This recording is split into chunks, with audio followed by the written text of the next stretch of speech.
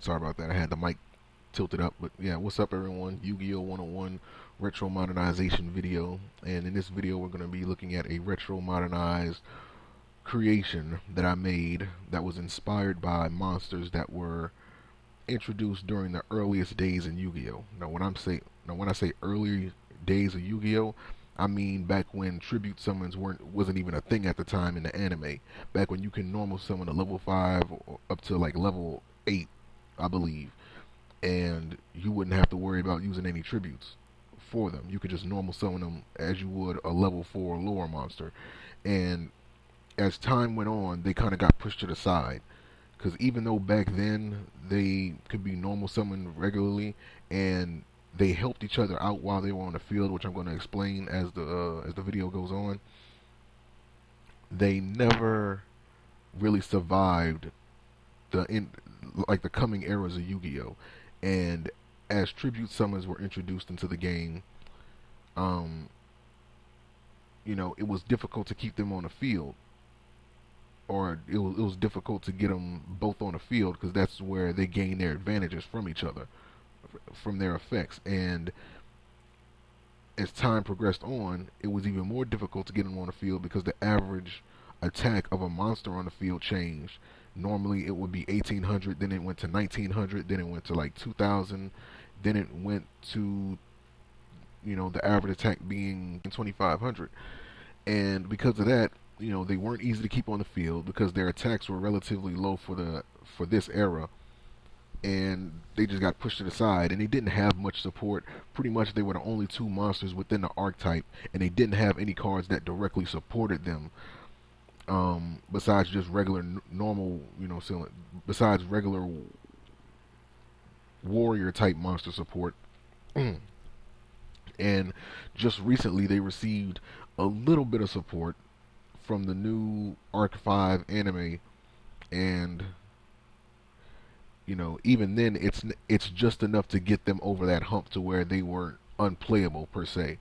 And this is the build that I made that was inspired by those two monsters. And the monsters I'm talking about are Swamp Battle Guard and Lava Battle Guard, used by Joey and Tristan.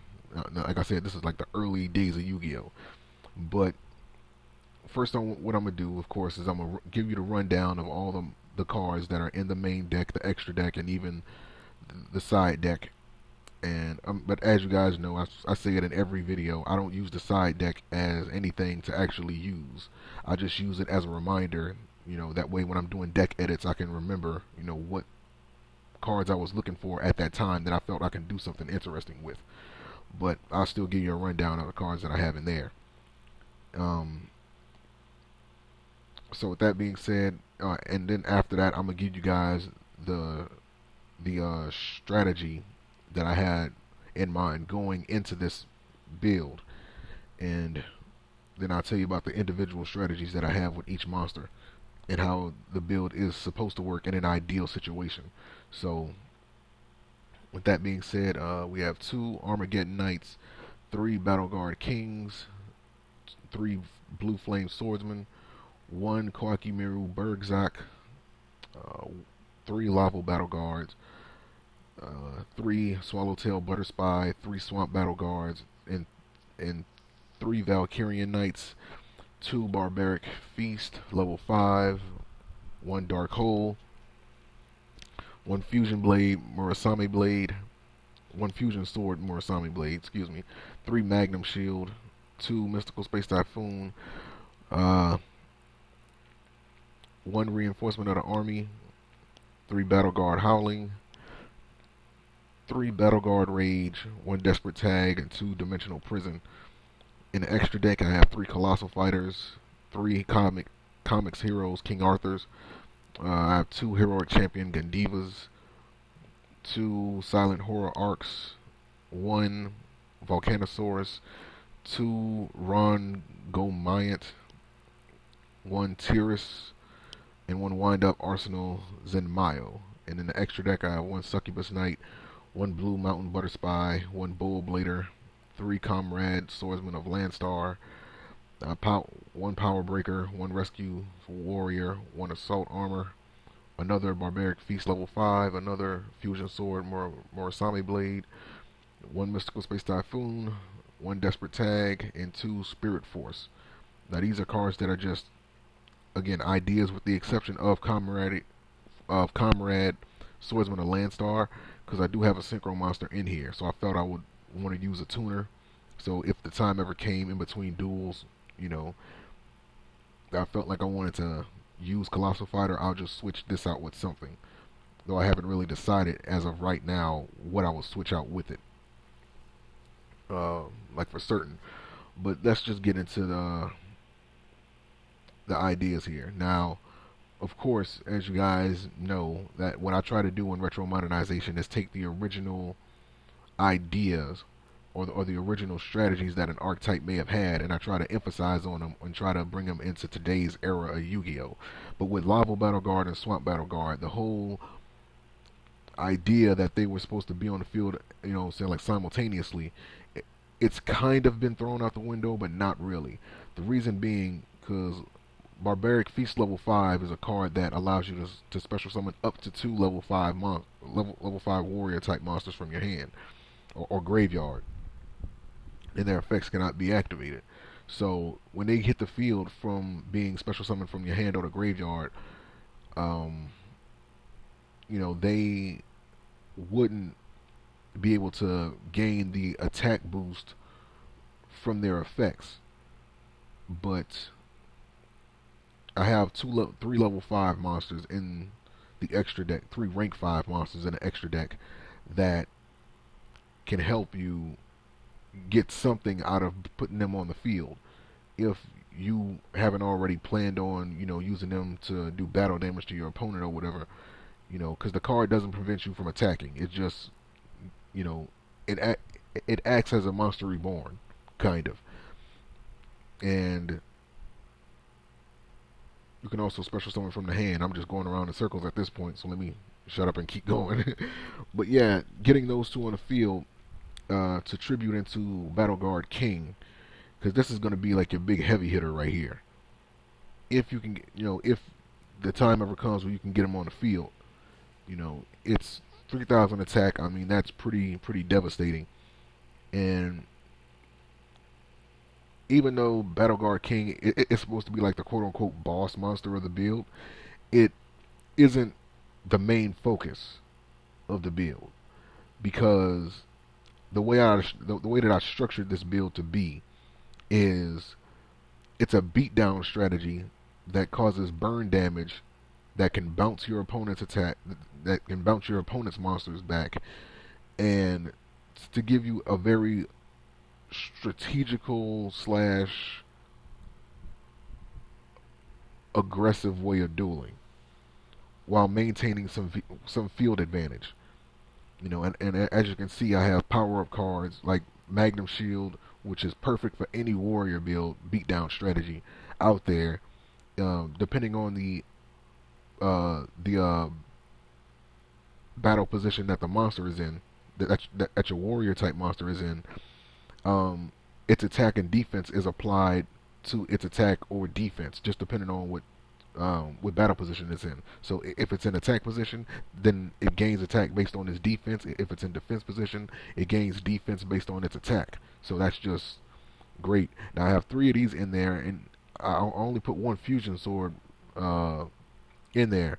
Now even though Fusion Sword, it's very durable, it can't be destroyed by cards that destroy spell cards, or pretty much any effects that destroy spell cards.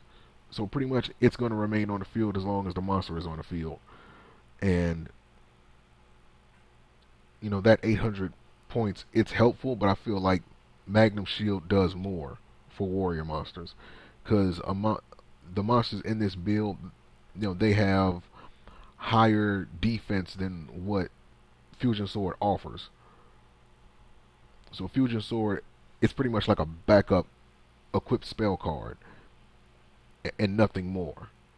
Yeah, it's 800 attack. 800 attack is nice. It's helpful. It can do a lot in a tight situation, and the card itself is durable, so that's why that's in there. Now, Battle Guard Howling. is a card that can inflict damage to your opponent um, when your warrior type monster gets targeted for an attack, and that can be very helpful considering that a lot of these monsters probably wouldn't survive against some of the builds out there. This kind of helps balance them out. Like, this is just a great card. You can bounce the card back as well as inflict burn damage based on that monster's original attack, and these days that's pretty fucking good considering the monsters that are on the field when they try to attack you. And not to mention that it gets some very problematic monsters off the field, and as well as getting that burn damage. So this is like a card that your opponent would really have to watch out for. And in a build like this, it does come in handy. Also, I have Battle Guard Rage, which is like an equip trap card per se. It increases your monster's attack by 1,000, and the monsters get bounced back to your opponent's hand. So that's pretty damn good. Now, Desperate Tag is in there as pretty much like a trump card. It gives you the option to not take any battle damage while maintaining field advantage.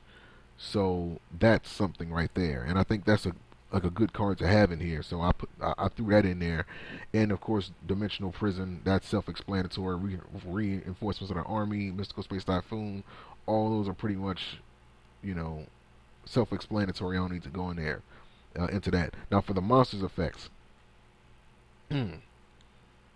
First off, let me talk about Blue Flame Swordsman and Valkyrian Knight, because these were two monsters that I always wanted to use in a build. And this build, build right here gave me the opportunity to do that. Both of these cards were like good cards, but they didn't have anything that can be really used with them. Like there was no clear build that you can just put them in, and for them to really operate well. And I always knew I wanted to use them both, at the same time, or pretty much I wanted to use both of the monsters in the same build because they do work together, and they work pretty good in this with Valkyrian Knight. When it gets sent to the graveyard after being destroyed by battle, you can banish itself and another warrior type monsters to target one level 5 or higher monster in your graveyard. You can special summon that monster. So that can be either Lava Battle Guard, Swamp Battle Guard, or your main target would be Battle Guard King for that effect. Now Blue Flame Swordsman, it's when it's in the graveyard, you can banish itself from the graveyard to target one fire warrior type monster in your graveyard and special summon that target. So that can be another Blue Flame Swordsman, or that can be a Valkyrian Knight.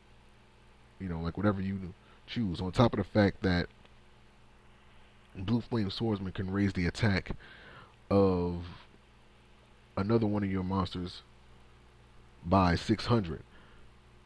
Excuse me, like another one of your warrior type monsters. And that can be helpful in a tight situation in itself. So those two monsters right there really do work well. Armageddon Knight is in here to help search out Swallowtail Butterspy. Just to dump it in the graveyard to have to use along with Valkyrian Knight if the time ever came to use the effect. You already have like one monster in there, or you would have means to get another monster in there quickly. So that's something. Hold on one second. Let me turn that down. There we go. That way I won't get it like a random call. So I almost forgot I had that on, by the way. So the reason why I put Swallowtail Butterspy in there also is because it acts as like an attack reduction rather than just being out there as just a monster.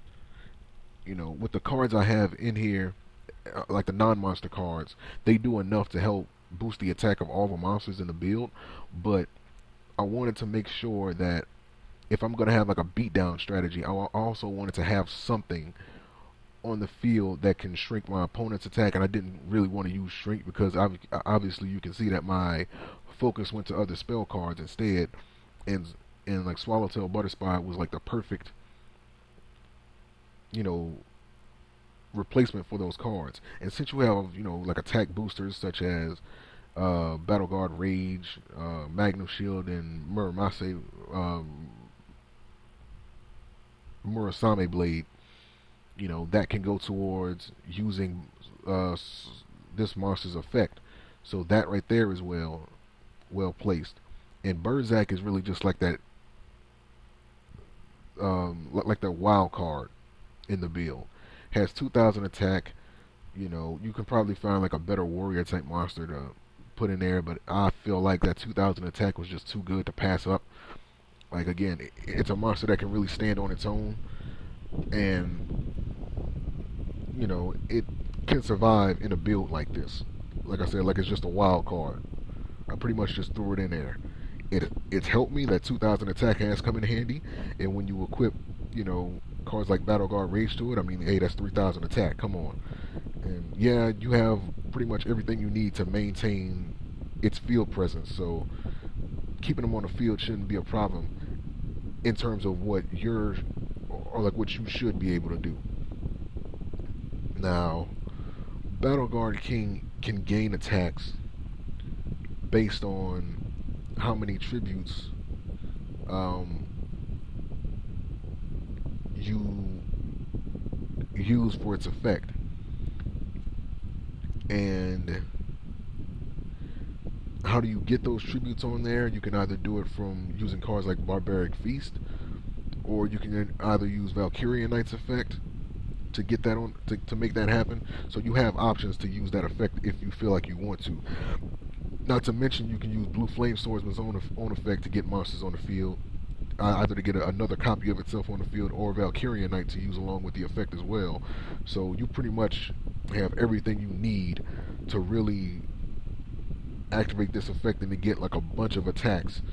I mean, and since that 3,000 attack is there, I mean, that's that's a lot of damage. Granted, you're able to hit your opponent with all those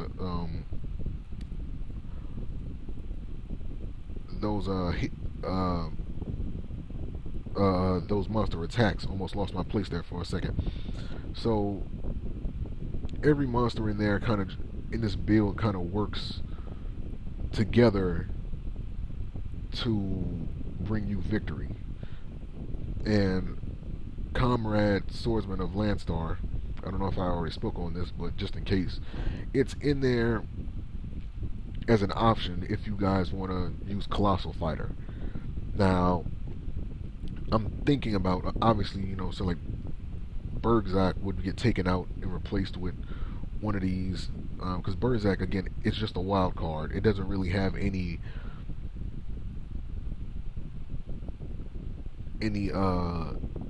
strategical importance as the other monsters in the build does, but that would be one card you can take out, and maybe even another Armageddon Knight, and like something else that you feel like you don't really need.